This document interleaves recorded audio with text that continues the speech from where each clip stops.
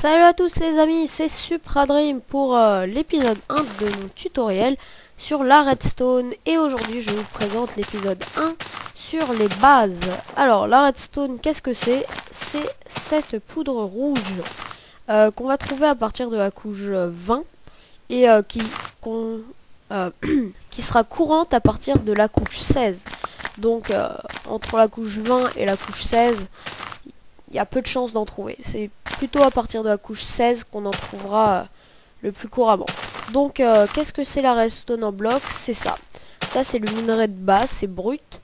Et quand on va le miner, ça va nous donner des petits trucs de redstone. Donc c'est pas comme le fer ou les autres minerais de ce genre où ça nous donne qu'un minerai par bloc.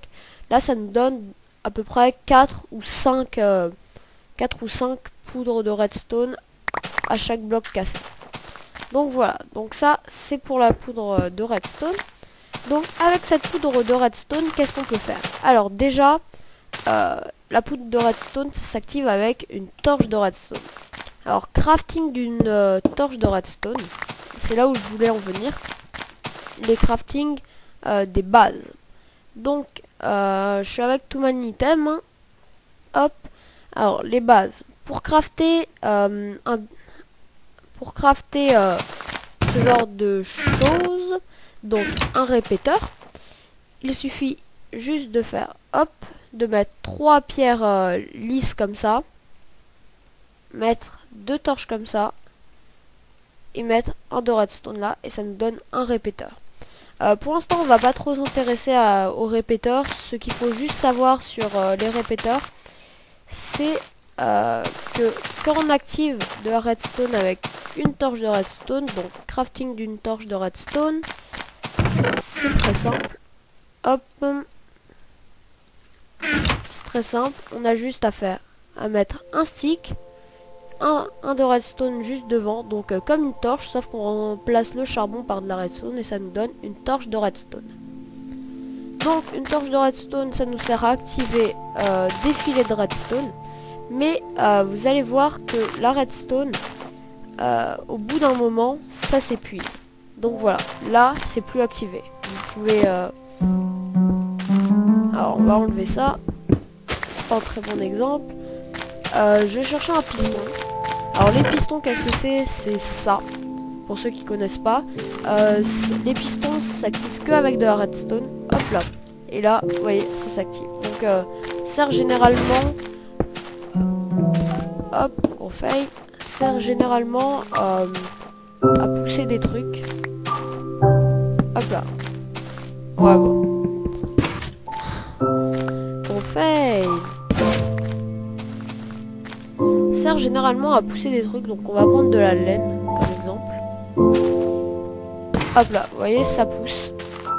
Et hop, ça revient. Ensuite, vous avez des pistons collants qui, quand ils reviennent, bah, le bloc est collé à la partie en bois.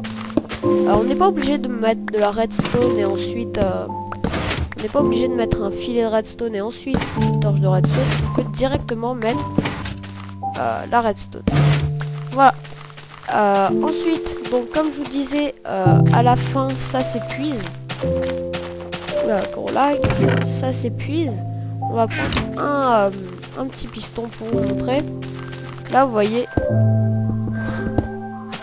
Là vous voyez que ça ne s'active pas. Alors que si on le met un peu plus près, genre là, par exemple, il va s'activer. Ça, en fait, c'est parce que la redstone, au bout d'un moment, elle va s'éteindre. Elle aura plus de portée et donc c'est là où interviennent nos répéteurs. Il suffit juste d'en placer un là, par exemple, et ça répète la redstone. Donc comme si c'était avec une torche de redstone. Hop là. Et là, vous pouvez mettre votre piston et il va s'activer. Tandis que si on enlève, hop là, vous voyez, il s'active plus. Vous voyez que là, il y a une grosse différence entre la redstone allumée et la redstone éteinte.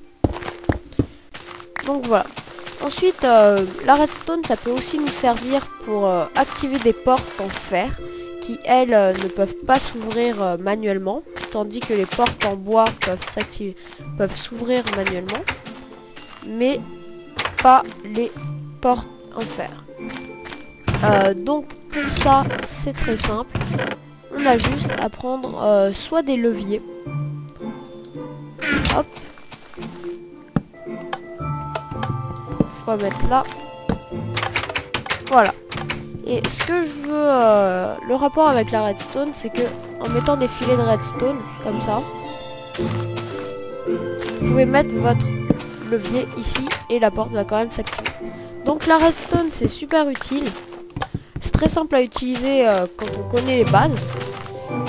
Ensuite, nous pouvons activer des portes avec des plaques de pression. Donc soit en pierre, soit en bois. Et ça marche aussi, c'est pas parce que y a que les portes en fer qui peuvent pas s'activer manuellement qu'on peut pas activer une porte en bois avec une plaque de pression ou un levier. Voilà. Hop là. Donc ensuite aussi ça sert à activer les rails. Hop là. Avec une torche de redstone. Vous pouvez aussi activer à distance. Hop là.